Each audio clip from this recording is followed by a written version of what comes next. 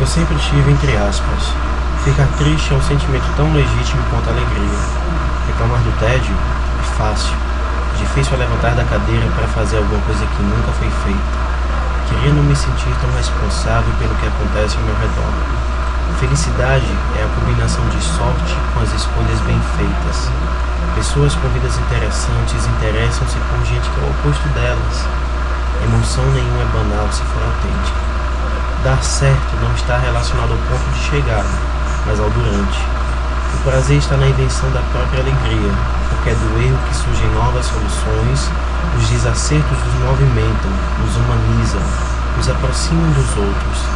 Enquanto o sujeito nota 10 nem consegue olhar para o lado, não se pode se desconcentrar um minuto sob pena de ver seu mundo cair. O mundo já caiu, baby. Só nos resta dançar sobre destroços. O nosso maior inimigo é a falta de humor. Tem muita gente que quer piruar nesse planeta. Gente que não reage ao calor, não desabrocha, não vira pipoca.